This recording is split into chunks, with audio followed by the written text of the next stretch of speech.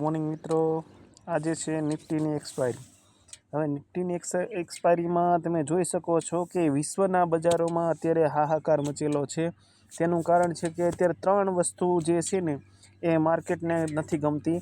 પહેલી વસ્તુ તો આવે છે ટ્રમ્પના ટેરિફની, એટલે કે ટ્રમ્પનું ટેરિફ જે છે એ કંઈ નક્કી નથી, એવું બધું ચાલે છે. એટલે કે ટેરિફ છે કેટલા ટકા છે, 10% છે કે 15%, તેના વિશે તકલીફ છે. ત્યારબાદ એઆઈની જે જોખમ છે એ તો છે જ. ત્યાર પછી નવું જોખમ જે છે ઈરાન અને યુએસના જે યુદ્ધની વાત છે. તો ઈરાન ને યુએસ છે સતત ઈરાનની આસપાસ પોતાના સૈનિકોને તૈનાત કર્યા છે.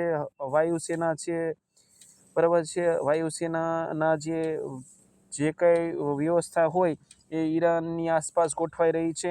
ઈરાનની સાથે રશિયા અને ચીન છે. તો આ પણ એક ભયંકર યુદ્ધ થવાની શક્યતા જણાઈ રહી છે. તો આવી જે ગ્લોબલ જે માહોલ છે એના કારણે થઈને ખાસ કરીને તમે જોઈ શકો છો કે કાલે ભલે આપણે અહીંયા રિકવરી જોવા મળી હતી 713 સુધી, 25,713, પરંતુ જો ગિફ્ટ નિફ્ટીની વાત કરીએ તો એ કાલે મિનિમમ જે અત્યારે તમને બતાવી રહ્યું છે ને 25,582, 25,553 સુધી જતું રહ્યું હતું. અને ડાવ ફ્યુચર ને ડાવ ને આ બધા તો 800, 900 પોઈન્ટ જતા રહ્યા હતા. એટલે કે એ લોકો એટલા વીક પડી ગયા હતા. અને વિશ્વના બજારની પણ આજે જો તમે વાત કરો તો જો ચીન છે માઇનસમાં ટ્રેડ કરી રહ્યું છે.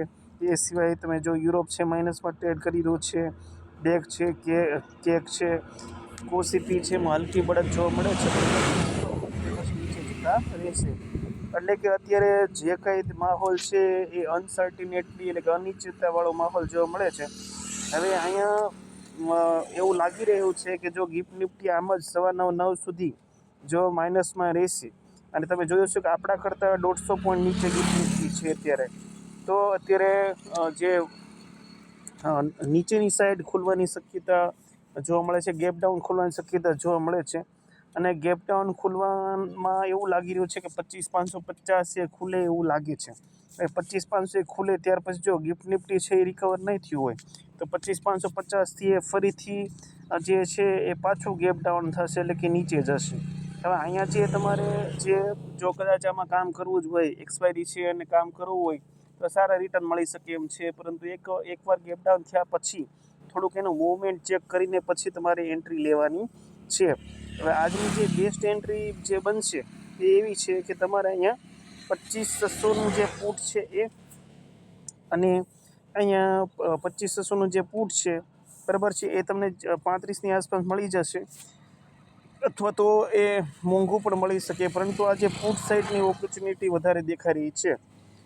તમારે 25,600 આજે હું તમને આ જે સ્ટ્રાઇક પ્રાઇસ છે એ કહું છું, પરંતુ જે પુટ ને કોલની પ્રાઇસ શું હશે ને હું તમને કહેતો નથી.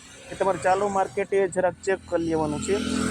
25,600, 25,650, 25,550 આ ત્રણ છે તમારે નજરમાં રાખવાના છે. 25,550, 25,600, 25,650 આ ત્રણની તમારે નજરમાં રાખવાના છે. આ ત્રણમાંથી તમને જ્યાં યોગ્ય એન્ટ્રી લાગતી હોય તે તમે એન્ટ્રી લઈ લેવાની છે. પુટ સાઈડે એન્ટ્રી લેવાની છે.